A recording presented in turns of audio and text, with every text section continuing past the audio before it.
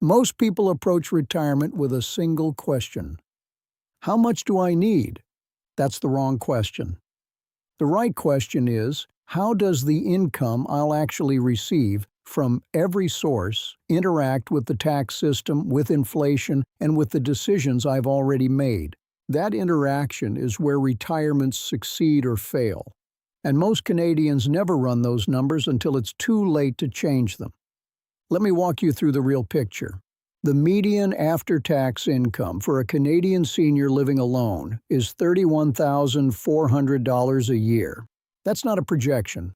That's what Statistics Canada measures from actual tax returns. For senior couples, the median is $64,300. Now, before you decide whether those numbers are comfortable or alarming, you need to understand what's underneath them. Because the headline number tells you almost nothing. The distribution is what matters. The bottom quarter of single Canadian seniors lives on roughly $22,000 to $24,000 a year, almost entirely from CPP, OAS, and GIS.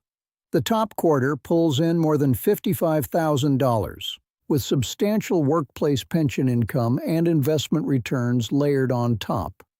Two retirees, same country, same government programs, income that's more than double, in one direction or the other. The single biggest factor separating them is not how much they saved. It's whether they ever worked somewhere with a defined benefit pension plan. That one structural feature, access to a DB pension, explains more of the retirement income gap than any other variable in the data. And most Canadians working in the private sector today will never have one. Now let's look at what the government programs actually deliver. The average new retiree starting CPP at 65 in 2026 receives $925 a month. Not $1,500, not $1,200, $925. The maximum, the number that gets quoted in headlines, is $1,507 a month.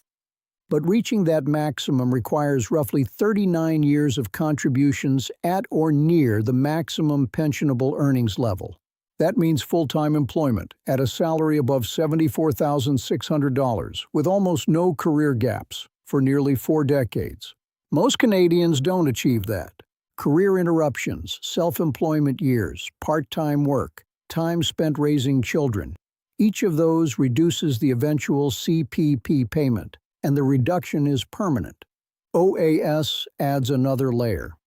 From April to June 2026, the maximum OAS is $743.35 a month for those aged 65 to 74. For those 75 and older, a permanent 10% top-up brings that to $817.36. OAS adjusts 4 times a year for inflation. But here's a detail worth understanding. OAS is not tied to your earnings history. It's tied to how long you lived in Canada after age 18. Full payment requires 40 years of Canadian residency after 18. Partial residency, say 20 years, delivers half the benefit. For many immigrants who arrived in midlife, that gap is significant and often underestimated. Add the average CPP to the maximum OAS, and you arrive at roughly $1,668 a month in combined government income. About $20,000 a year. That's the floor. The government income floor for an average Canadian retiree. And against a pre-retirement salary of $75,000, that $20,000 replaces only 27% of working income. Financial planners generally target 60 to 70% replacement. The gap between 27% and 65% has to come from somewhere. For those with a workplace pension, a portion of that gap is covered. For everyone else, it comes entirely from personal savings. That math is not comfortable for most Canadians. Now, something I've observed over many years of analyzing these systems. Most people understand the income side of retirement reasonably well. What they consistently underestimate is the tax side. CPP is fully taxable. OAS is fully taxable. Workplace pension income is fully taxable. RRIF withdrawals, the mandatory annual draws that begin when your RRSP converts at age 71, are fully taxable. The only tax-free retirement income streams are GIS payments and TFSA withdrawals. A single retiree in Ontario pulling $43,000 gross per year is looking at roughly $5,500 to $6,500 in combined federal and provincial income tax. In Quebec, with higher provincial rates, that same retiree might net closer to $35,000. In Alberta, closer to $38,000. But there's a second tax layer that surprises higher-income retirees: the OAS clawback. If your individual net income exceeds $93,454, based on 2025 tax year thresholds, you begin losing OAS at 15 cents for every additional dollar of income. By around $151,000 in income, your OAS is eliminated entirely. This matters most for retirees who have both a strong DB pension and full CPP. The combination can push taxable income into clawback territory without anyone planning for it in advance. Now I want to spend a moment on something that rarely gets the attention it deserves: the survivor cliff. When one spouse in a retired couple passes away, the household income doesn't simply get cut in half. In many cases, it comes close. The maximum CPP survivor pension for someone 65 or older is $945.59 a month in 2026. But you cannot collect a full survivor pension on top of a full retirement pension. The amounts are combined and capped at the maximum CPP retirement amount, $1,507.65 in 2026. What that means in practice: if both spouses were receiving average or near maximum CPP, the surviving spouse loses most of the deceased partner's CPP benefit. The average combined survivor and retirement pension at 65 is approximately $1,140 a month, meaning the typical surviving spouse recovers only about $215 extra per month after their partner dies, and the deceased spouse's OAS stops immediately. A couple bringing home $3,500 a month in government benefits can find themselves under $2,000 the following month. Property taxes don't drop, heating costs don't drop, insurance doesn't adjust. Most couples have never run this calculation, and most don't until they're forced to. Let me bring this back to the question of timing, because this is where individuals still have leverage.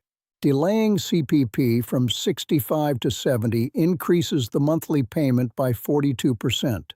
The average $925 becomes approximately $1,313 a month. The maximum becomes about $2,140.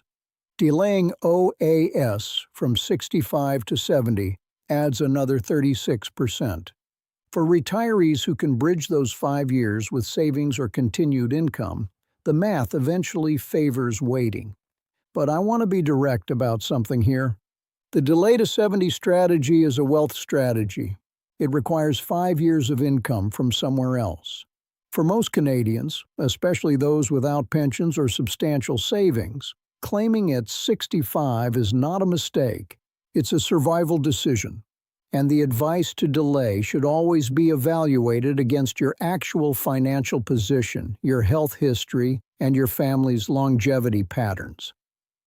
The break-even point for CPP deferral, where the larger payment eventually exceeds what you would have collected starting at 65, is typically somewhere in the mid to late 70s. If your family history doesn't reliably reach that horizon, the calculus changes. One more dimension that doesn't get enough discussion: inflation. CPP and OAS are indexed to inflation, technically. But the official Consumer Price Index, on which that indexing is based, doesn't perfectly track the actual cost increases that retirees face. Housing costs, property taxes, healthcare expenses, home maintenance, prescription medications. These tend to rise faster than the headline inflation measure. A retiree on a relatively fixed government income in 2006 experienced meaningfully less purchasing power by 2026, even with indexing, because their real cost structure outpaced the adjustment. Over a 25-year retirement, that compression is significant. It's not catastrophic in a single year, but it accumulates quietly, and it's rarely factored into retirement projections that people run at age 55 or 60. The three levers that most retirees can still control are timing, savings drawdown strategy, and tax planning. Timing, when you claim CPP and OAS, can mean a difference of hundreds of dollars a month for the rest of your life.